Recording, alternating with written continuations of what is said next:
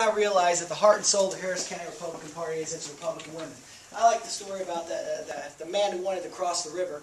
There's three men, actually, and the first man said, "God, give me the strength to cross this river."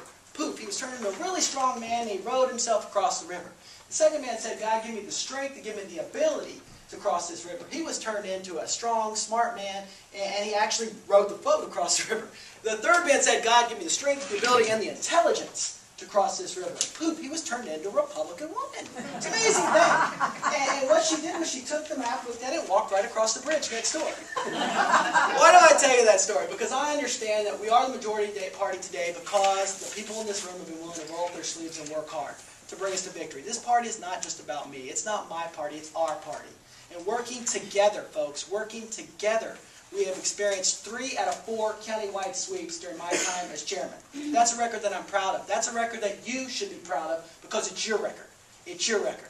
And in 2010, it's going to be a great year for us. I'm seeing a whole new energy from our grassroots activists. Folks who are for the first time are saying, "Jared, sign me up. I'm ready to work." Folks who are looking at what's happening at the national level and finally saying enough is enough. People who have sat on the sidelines and said, "Now I'm going to get on the front lines and work with the party." And we've been on the front lines, folks. While others have sat by and watched and refused to fight the issues of the day, we as a local party have been active, we've been vibrant, we have been out there fighting for those conservative principles that brought us to the majority. And I'm not going to run from that. I'm not ashamed of that. I'm proud of that. And as your chairman, I will continue to fight for those conservative values that brought us to the majority. But I can't do it alone. I need you. I need everybody in this room to say, "I'm willing to work with you, Jared." But not only me, I'm going to get my neighbors and friends. And together, folks, I promise you, together, we will be successful in 2010, but it all boils down to that one word, together. I can't do it alone, and I need you, and I look forward to working with you towards victory. Thank you so much for being here. Very quickly on the finances, I want to, because this is so important, because we aren't going to be able to do anything without the proper finances in order to mobilize and get the vote out. In 2008, this party didn't raise $2 million. Didn't even come close. That was money that came in through the judicial campaigns and went out for the judicial campaigns. This party, from 306 people, raised a total of about $250,000 and spent $416,000. The rest of that was made up from candidates and elected officials. That's backwards. We should be supporting the candidates and elected officials and be raising enough money to do it. I will do that. Now, as far as what I'm going to ask of all of you, I'm not here just to change the chairs on the Titanic. I am here to start a revolution for our principles, so that we win elections not just here in Harris County, but we begin a blueprint that we can take to every metropolitan area in this country, so that Republicans become competitive in every city in this country. And the way we're going to do it, we're going to revolutionize our culture. We're going to be more inclusive. We're going to change the way we talk to people and the way we think about things, and to make our principles relevant in people's lives. The people that are struggling out there from day to day to get their kids educated and to make money and to make an income.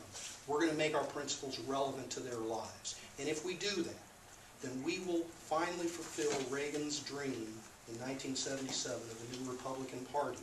A party that is represents the natural majority in this country. A party that has the courage of its convictions to go out and talk to anyone, anytime, any place about our Republican Party and invite them in, and invite them to work for us.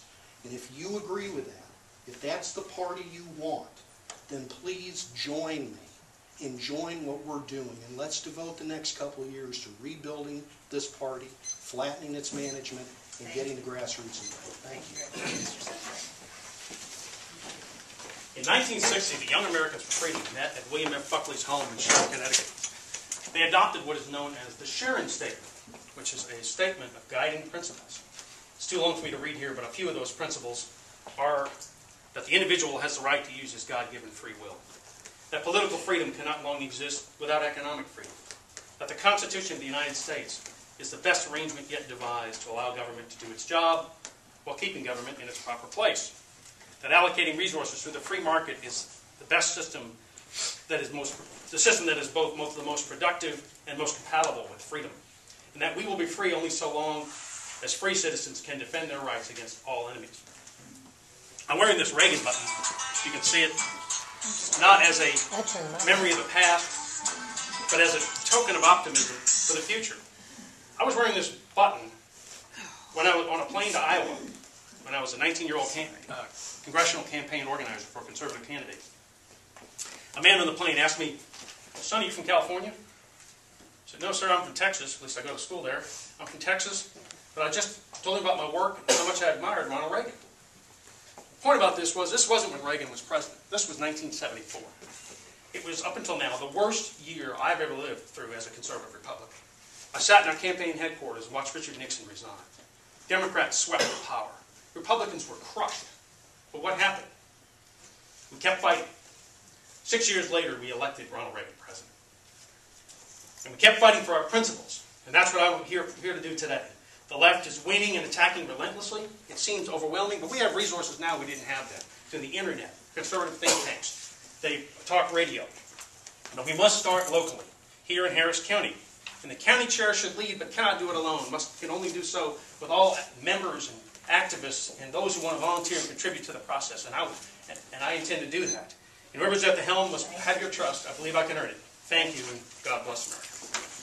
Ladies and gentlemen.